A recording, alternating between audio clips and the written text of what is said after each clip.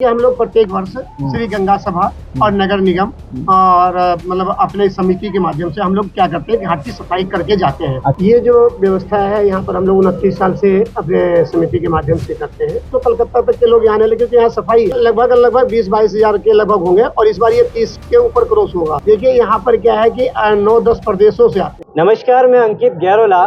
जब भी बोला बेबाक बोला और आज भी कुछ बोलने आया।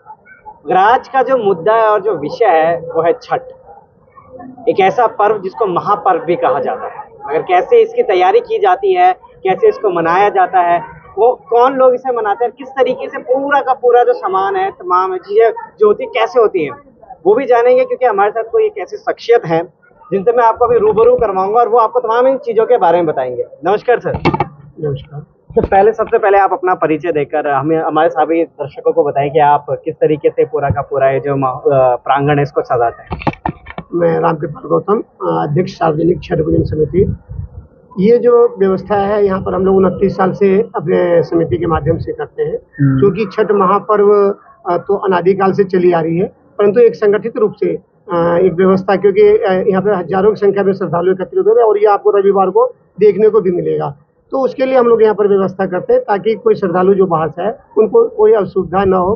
तो उनके लिए हम यहाँ पर सफाई की व्यवस्था है, लाइट की व्यवस्था है, पानी की व्यवस्था है, या उनको रुकने की व्यवस्था है तो उनके लिए भी पंडाल लगाते हैं, रजाई गद्दे की व्यवस्था करते हैं ताकि ठंड का मौसम है, अलाव की व्यवस्था करते हैं ताकि जो है ठंड में कोई स्नान करके बाहर निकले उसको ठंड न लगे तो भाई आग जल रहा है तो अपना हाथ सेक लेगा।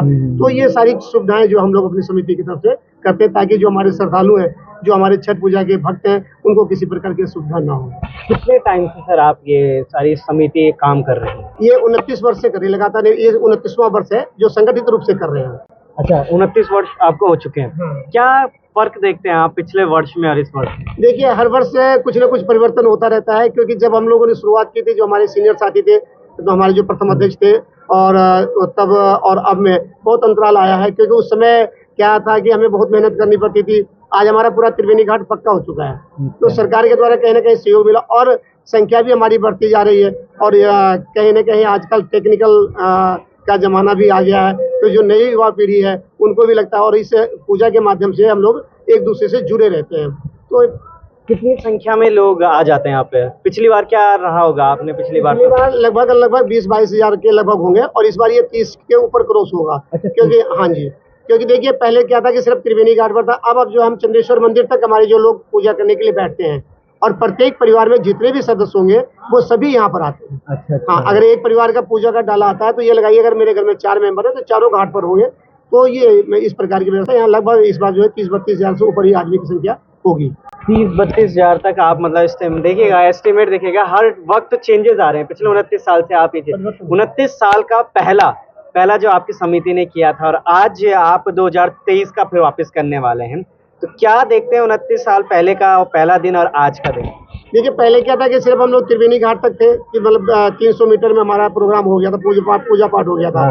परंतु आज क्या है कि 1 किलोमीटर का बल्कि 1.5 किलोमीटर का क्षेत्रफल है। अच्छा। जहाँ पर आपको घाट, सिर्फ त्रिवेणी घाट का बता रहा हूँ मैं आपको, वैसे तो राम झूला से लेकर और बैराज तक आपको हर घाट पर जो हमारे छठ पूजा करने वाले श्रद्धालु मिलेंगे। परंतु मेडिकल सुविधाएं क्या दे रहे हैं आप सभी को?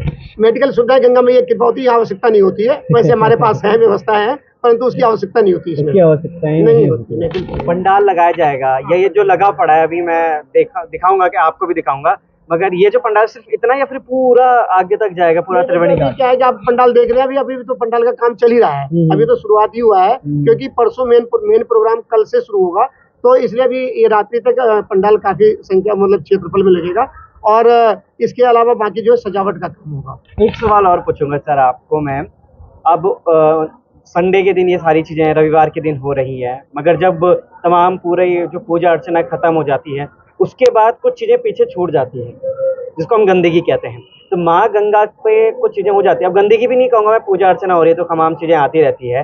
तो आपकी जो समिति है उसको किस तरीके से साफ सुथरा रखती है, या आपकी समिति या फिर नगर निगम का कोई कर्मचारी? नहीं, देखिए ऐसा है कि हम लोग प्रत्येक वर्ष श्री गंगा सभा और नगर निगम और मतलब अपने समिति के माध्यम से हम लोग क्या करते हैं, घाट की सफाई करके जाते हैं। अच्छा। और इस बार भी हमारा प्रयास ये होगा कि हम लोग जो पूजन के बाद जो पूजन सामग्री इत्यादि हमारे, क्योंकि गंदगी कुछ नहीं बचती है, परंतु क्या होता है पूजन सामग्री में कुछ छूट जाते हैं, तो उन चीजों को हम क्या करते हैं, सबको हटाकर और घाट की सफाई करते हैं। और इस बार भी हम सफाई व्यवस्था करके तब जाएंगे यहाँ से, मतलब पूरी सफाई करके घाट वाट का। पूरे त्रिवेणी घाट की लगभग हम लोग इसकी जो है 90% हम उसी दिन कर देंगे। जो थोड़ा बहुत बचेगा वो हम अगले दिन मतलब घाट की सफाई हम गंगा तट पे कोई गंदगी नहीं रखेंगे, कि माँ गंगा के तट पे पूजा करते हैं और हम गंदगी रखेंगे तो संदेश अच्छा नहीं जाएगा। तो हम सफाई करके जाएंगे यहाँ से। सफाई।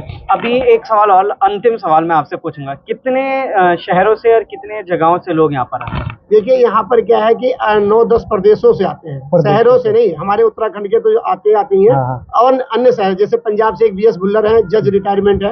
वो प्रत्येक 23 वर्षों से हमारे कार्यक्रम में इस बार भी सम्मिलित हो रहे हैं, 22 वर्षों से हमारे कार्यक्रम में आते हैं। और श्रद्धालु बहुत आते हैं, अब तो कलकत्ता तक के लोग यहाँ आने लगे, क्योंकि यहाँ सफाई है भाई। वहाँ गंगा जी में और हमारे गंगा जी के जल में बहुत अंतराल है, ताकि लोग जो यहाँ पर एक तो तीर्थ यात्रा हो जाता है, दूसरा यहाँ छठ पूजा भी कर लेते। तो दिल्ली, मुंबई या अन्य जगहों से भी हमारे यहाँ श्रद्धालु आते हैं, और कुछ को हम व्यवस्था देते हैं, कुछ अपने आप व्यवस्था करते हैं। कुछ ऐसी बात जो आप कहना चाहते हैं, जैसे ऐसा जो रह गया हो?